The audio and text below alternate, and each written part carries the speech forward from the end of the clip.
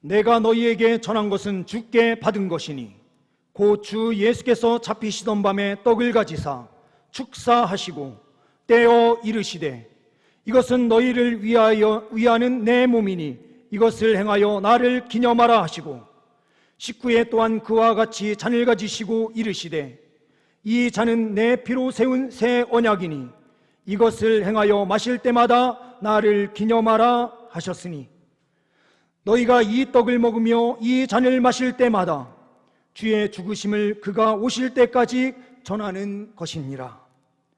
그러므로 누구든지 주의 떡이나 잔을 합당하지 않게 먹고 마시는 자는 주의 몸과 피에 대하여 죄를 짓는 것이니라. 사람이 자기를 살피고 그 후에야 이 떡을 먹고 이 잔을 마실지니 주의 몸을 분별하지 못하고 먹고 마시는 자는 자기의 죄를 먹고 마시는 것이니라. 아멘. 옆에 분들과 먼저 인사하는 시간 갖도록 하겠습니다. 사랑합니다.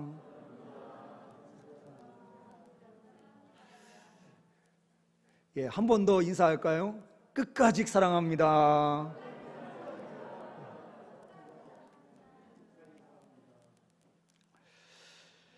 오늘은 성찬식을 행하는 날입니다. 성찬식의 그 근본 정신은 사랑입니다. 하나님께서 우리를 사랑하셨듯 또한 우리도 서로 사랑함으로 나아가야 될 줄 믿습니다. 오늘 본문 말씀 중심으로 해서 성찬의 의미가 무엇인가에 대하여 함께 생각해 보려고 합니다. 성찬 예식의 정의는 이렇습니다. 성찬 예식이란 그리스도께서 신령한 은혜를 신자들에게 주시려고 자신의 살과 피를 떡과 포도주로 표현하여 이것을 먹고 마시도록 제정하신 예식이다. 이 정의를 풀어서 보게 되면 이렇습니다. 성찬은 주님이 십자가에 달리시기 전날 밤에 직접 행하신 의식입니다. 우리가 한번 생각해 보시면 다른 것은 다 사람들이 만들어낸 제도 속에 있지만 이 성찬 예식은 예수님께서 천지 만물을 창조하신 창조주가 되신 하나님께서 직접 만드신 제도입니다. 하나님께서 만드신 제도인 만큼 이것은 특별함이 있는 것입니다. 하나님께서 만드신 이 제도를 통해서 하나님께서는 우리에게 약속하신 것이 있는데 그 약속은 바로 하나님의 은혜를 주시겠다라는 약속입니다. 성찬은 신령한 은혜를 주기 위한 예식이죠. 신령한 은혜란 영적인 은혜, 곧 믿음을 더하게 하기 위한 은혜입니다. 하나님께서 주신 은혜다라고 하는 것은 우리를 믿음 위에 세우는 거예요.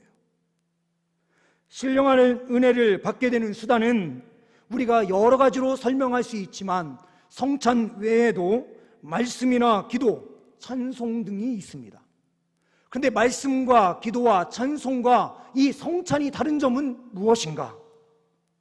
말씀도 세상 사람들이 말씀을 대할 수 있습니다. 말씀을 읽고 말씀을 들음을 통해서 그들이 어떠한 은혜를 누릴 수도 있을지 모릅니다. 그러나 이 성찬은 예수 그리스도를 주로 고백한 사람들만 참여해서 하나님의 은혜를 누리는 것입니다. 그러므로 다른 수단과는 완전히 다릅니다. 말씀과 기도, 찬송은 다른 세상의 사람들도 조금은 하나님의 은혜를 경험할 수 있는 수단이 될 수 있을지는 몰라도 이 성찬식만큼은 예수 그리스도를 우리의 구주로 분명히 고백한 사람들에게 하나님께서 허락하신 것입니다. 떡과 포도주를 받는 예식입니다. 떡과 포도주는 각각 주님의 살과 피를 상징하는 것입니다. 떡과 포도주를 받으면 십자가에서 나를 위하여 찢으신 예수 그리스도의 살과 흘리신 피를 먹는 것이 되고 마음에 새기는 것이 되는데 이것은 바로 상징성을 가지고 있는 것입니다. 우리가 대하는 이 떡과 포도주는 예수님의 살과 피는 아닙니다. 그러나 이것은 예수 그리스도의 몸과 피를 상징적으로 보여주는 것입니다. 그래서 우리는 이것을 상징설이라고도 말합니다. 근데 우리는 여기에서 그치지 않고 조금 더 나아가서 성령의 임재설을 이야기합니다. 상징으로만 그치는 것이 아니라 이것을 믿음으로 받는 순간 그 안에 하나님께서 임재하여 주신다라고 하는 임재설을 믿습니다. 하나님께서 임재하여 주신 그 역사를 통해서 우리는 떡과 잔을 대할 때에 이 떡과 잔이 우리 안에 들어와서 소화되고 우리 안에 들어오는 순간 우리의 육체도 살아나게 될 뿐만 아니라 우리의 영도 살아나게 되는 역사가 있는 것이 바로 성찬 예식입니다. 이 시간 성찬을 대하는 우리 성도님들 위해 주님께서는 육신적으로도 강건함을 주시고 또한 우리의 영도 힘있게 세워주시는 역사로 인도하여 주시는 줄 믿습니다. 성찬 예식은 유월절을 대신하는 제도입니다.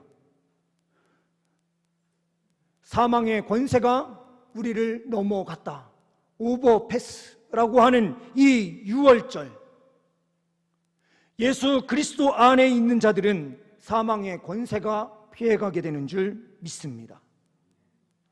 성찬 예식은 숭고한 제도입니다. 하나님께서 직접 만드셨고 하나님께서 은혜를 베푸시는 순간이기에 이 예식만큼은 가장 숭고하고 거룩합니다.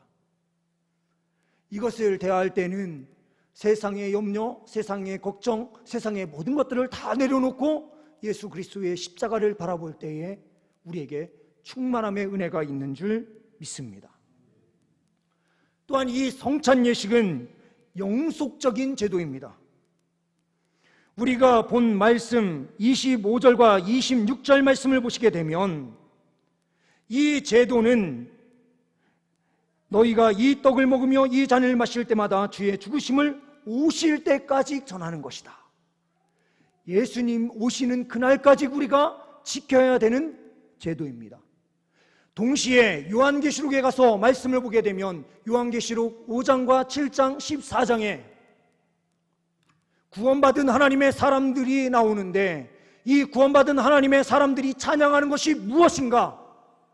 바로 우리를 구원하신 십자가에서 피 흘리신 어린 양 예수 그리스도를 찬양하는 것으로 나옵니다. 그러므로 우리가 이 가운데 행하는 이 식탁은 여기에서 그치는 식탁이 아니라 저 천국에 들어가서도 하나님 앞에서 우리가 함께 나눌 식탁이다라는 사실입니다. 그러므로 영원토록 우리에게 있는 식탁, 우리가 살아날 수 있는 그 유일한 길, 그것은 바로 이 성찬인 줄 믿습니다. 성찬 예식에 참여한 자들의 삶은 어떠해야 하는가? 첫째로는 우리가 보게 되면 이것을 행하라 라고 하는 말씀이 반복되어 나타나는 것을 보게 됩니다.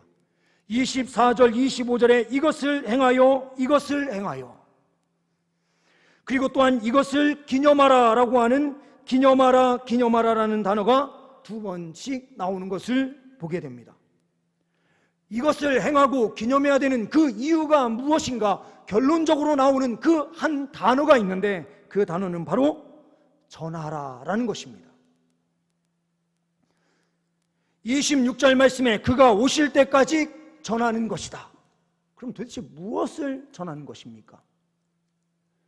바로 예수 그리스도의 십자가의 죽으심과 부활하심을 전해야 되는 것입니다. 예수 그리스도의 죽으심을 통해서 우리는 그 죽음을 우리는 먹는 거예요. 예수님의 피는 죽었기 때문에 우리가 마시는 또한 피예요. 우리가 먹는 모든 음식은 죽음과 관련되어 있습니다. 죽지 않고 먹을 수 있는 것이 무엇이 있습니까? 다 죽인 후에 먹는 것입니다. 식물도 죽은 후에 우리가 섭취하고 육식도 죽은 후에 우리가 섭취하는 것입니다. 그러므로 우리가 성찬 예식에 참여한다라고 하는 것은 그 앞에 죽음이 반드시 있는 것입니다. 우리가 죽어야 될 그 자리에 예수님께서 대신 죽어주심을 통하여 우리에게 주신 은총인 줄 믿습니다. 예수님의 그 죽으심, 우리를 향한 끝없는 사랑에 감사함으로 이 성찬을 대할 수 있는 저와 우리 성도님들 되시기를 간절히 소망합니다. 그리고 이 복음을 끊임없이 선포하겠다 결단하고 헌신함으로 나아갈 수 있는 저와 우리 성도님들의 삶 되시기를 간절히 소망합니다.